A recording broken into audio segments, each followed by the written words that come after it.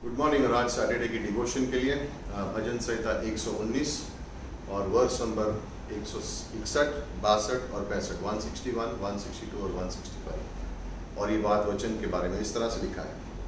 हाकिम व्यर्थ मेरे पीछे पड़े होते हैं, परंतु मेरा हृदय तेरे वचनों का भय मानता है।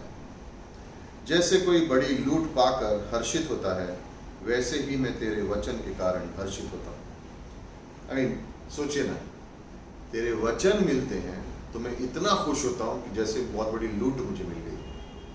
वर्स नंबर 165, तेरी व्यवस्था से प्रीति रखने वालों को बड़ी शांति होती है और उनको कुछ ठोकर नहीं लग सकती। परमेश्वर का वचन। भजन संहिता 119 से हमने बात की, लेकिन भजन संहिता 19 पे चलेंगे और वहाँ पे वर्ष नंबर 7 से 9 में परमेश्वर के इन वचनों के बारे में सोचेंगे। भजन संहिता 119 का लेखक कह रहा है, हाकिम मुझे परेशान करते बिना कोई कारण, लेकिन जब तेरा वचन मुझे मिलता है तो मैं इतना हर्षित होता हूँ, इतना आनंदित होता हूँ जैसे कोई बड़ी लूट मुझे मिल गई। और जो तेरे वादों से, जो तेरे वचनों से प्रेम करते हैं, उन्हें कोई ठोकर नहीं लग सकती। कहने का मकसद क्या है कि इस जीवन में संसार है, शैतान है, पापी स्वभाव, और वो हमें सताएंगे, हमारे जीवन में रुकावट बनने की कोशिश करेंगे ताकि हम परमेश्वर की इच्छा को पूरा न कर सकें। लेकिन जब तक हमारा मन परमेश्वर के ऊपर लगा रहेगा, उसके वचनों पर लगा रहेगा, ये बातें हमें हर्षित करेंगी और हमें ठोकर खाने से संभालेंगी। भजन संहिता 19 में वर्ष नंबर 7 में लिखा है, यहोवा की व्यवस्था खरी है, वो प्राण को बहाल कर देती है। यहोवा की व्यवस्था, यहाँ पे जो वर्ड है व्यवस्था, व्यवस्था का मतलब है जो प्रकाशित की गई इच्छा। परमेश्वर की इच्छा क्या है आपके जीवन के लिए, बाइबल में लिखी है, और उसका नतीजा क्या है, वो मेरे प्राणों को बहाल कर देता है।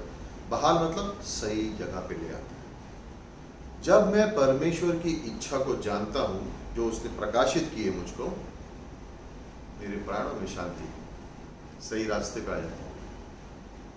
कुछ भी चल रहा है, लेकिन जब मुझे पता चलता है वचनों के अनुसार, बाइबल से पढ़ने के बाद, ये तो परमेश्वर की इच्छा है जो दिखा रहा है मुझे, तो मेरे मन में एक शांति सी आ जाती है, मेरे मन में स्थिरता आ जाती है। अब मुझे कोई चीज़ ठोकर नहीं लगा सकती। फिर 7वीं पंक्ति में लिखा है, यहोवा के नियम विश्वास योग्य है, साधारण लोगों को बुद्धिमान बना देते हैं। जो शब्द नियम है, पहले 7वीं पंक्ति में थी वर्ड व्यवस्था, व्यवस्था का मतलब है प्रकाशित हुई हुई इच्छा। सेकंड वर्ड है नियम, नियम का मतलब है सच्चाई। जब वचनों से हम परमेश्वर की सच्चाई को पहचानते हैं तो क्या होता है नतीजा, साधारण लोग भी बुद्धिमान हो जाते हैं। अब कई लोग हैं जो डिग्रियां पाते हैं और उनके नाम के आगे डिग्रियां लिखी हुई है और वो बोलते हैं, उनको देख के बोलते हैं अरे तो बुद्धिमान है। हम डॉक्टर के आ जाते हैं तो उसकी डिग्री देखते हैं, डिग्री है यानी डॉक्टर है। परमेश्वर कह रहा है, अगर उसकी सच्चाई, उसके सत्य जो इस बाइबल में लिखे हैं, उस पर तुम भरोसा करते हो, तो कितना भी साधारण इंसान हो वो बुद्धिमान बन जाता है। कोई भी शिक्षा संसार में नहीं सिखाती है कि स्वर्ग कैसे जा सकते हैं, सिवाय बाइबल के। कुछ धर्मों में सिखाया जाता है कि कैसे जा सकते हो स्वर्ग, लेकिन अपने आप पर निर्भर होकर। और बाइबल में परमेश्वर कह रहा है, जो कोई मेरे पर विश्वास करेगा वो अनंत जीवन पाएगा। परमेश्वर का वचन, नहीं उसमें उसकी प्रकाशित इच्छा है, लेकिन परमेश्वर का सत्य वचन भी है। वर्ष नंबर 8 में लिखा है, यहोवा के उपदेश, ये वर्ड यहाँ पे उपदेश, यहोवा के उपदेश सिद्ध हैं, हृदय को आनंदित करते हैं। जो वर्ड उपदेश है वो है विशेष निर्देश। यानी आप और मैं कोई परिस्थिति से गुजर रहे हैं और हम उस टाइम पे मत्ती 14 पढ़ते हैं, उसमें देखते हैं पतरस तो लहरों पर चल रहा है। परमेश्वर का विशेष निर्देश हमें दिखाता है, ये देख तू तेरी तकलीफों के ऊपर चल सकता है। उसका नतीजा क्या होता है, हमें आनंदित करता है। मेरे जीवन में तूफान है, मेरे जीवन में तकलीफ है, और मैं वचनों पे देखता हूँ तो उसका क्या दिखता है, उपदेश। और वो उपदेश सिद्ध है, यानी उसकी जो विशेष निर्देश मेरे जीवन के लिए वो पक्का है, और वो क्या करता है, मुझे आनंदित। तूफान में हूँ, लेकिन मैं नाव इन सेंस नाव से उतर कर मैं लहरों पे चल सकता हूँ। 8वीं पंक्ति में फिर लिखा है, यहोवा की आज्ञा निर्मल है और आंखों में ज्योति ले आती है। निर्मल है, जो शब्द वहां पे निर्मल है वो है अधिकार के शब्द, लाइक हक के शब्द। परमेश्वर ने कह दिया है ये मेरी संतान है, वो उसका हक का शब्द है, यानी हम परमेश्वर की संतान है हमेशा के लिए। मैं इनसे हमेशा प्रेम करूंगा, अधिकार का शब्द है। मैं इनको कभी नहीं छोड़ूंगा, कभी नहीं त्यागूंगा, अधिकार का शब्द है। उसमें यह लिखा है ये आज्ञा निर्मल है हमारे लिए। और क्या करती है हमें ये आज्ञा?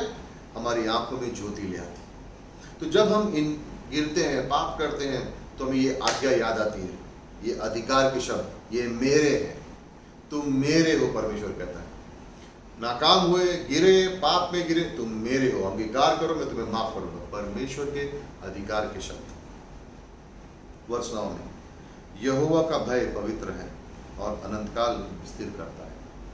जो शब्द यहाँ पे भय है वो एक्चुअली उसका मतलब है आदर। परमेश्वर का आदर क्या है? पवित्र है। और हमारे लिए क्या करता है? अनंतकाल तक स्थिर करता है। हमें चिंता नहीं है कि कल क्या होगा, क्योंकि हम जानते हैं कि कल किसके हाथ में। और जब हमारे हाथ उठा के उसकी प्रशंसा, आराधना करते हैं, हम उसको आदर करते हैं, अपनी महिमा देते हैं उसे, तो हमारी स्थिरता है हमारे जीवन में, क्योंकि हम जानते हैं एक दिन हमेशा के लिए उसके सामने हम यही कर रहे थे। आखिरी में लिखा है यहोवा का नियम सत्य है और पूरी रीति से धर्ममय है। यहोवा का नियम, यहाँ पे जो शब्द नियम है इसका मतलब है परमेश्वर का निर्णय इंसानी परिस्थितियों। परमेश्वर का निर्णय इंसानी परिस्थितियों। आपकी परिस्थिति में परमेश्वर ने एक निर्णय लिया है कि इस परिस्थिति से मेरे बच्चे या तो ये सीखेंगे या ये जानेंगे या मेरे और करीब आ जाएंगे। और उसमें क्या लिखा है? पूरी रीति से धर्मी, यानी आपको और धर्मी बना देंगे। तो परमेश्वर वो निर्णय लेता है कि आपके जीवन में जो परिस्थिति चल रही है उसमें वो परमेश्वर ऐसा निर्णय लेता है कि आपको धर्मी ठहराए।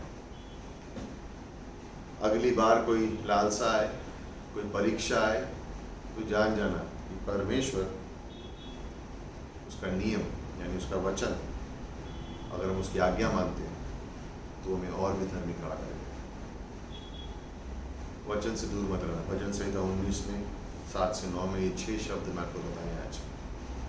लेकिन ये याद रखिएगा कि 119 में क्या लिखा था, जब आपके वचन मुझे मिलते तो मैं इतना हर्षित होता हूँ जैसे बड़ी लूट आई। और वो वचन मुझे ठोकर खाने से संभाल लेते हैं। जीवन में कई सारी चीज़ें, रुकावटें आएंगी आपको ठोकर दिलाने के लिए, ताकि आप पीछे मुड़ जाओ या अपना विश्वास छोड़ दो।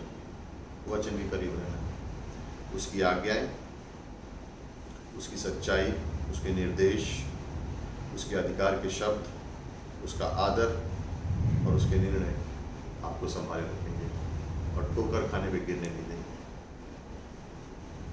आनंदित रहो और प्रभु के जीवन के, अपने जीवन में प्रभु के वचनों को और भी करीब आने दो। आमीन।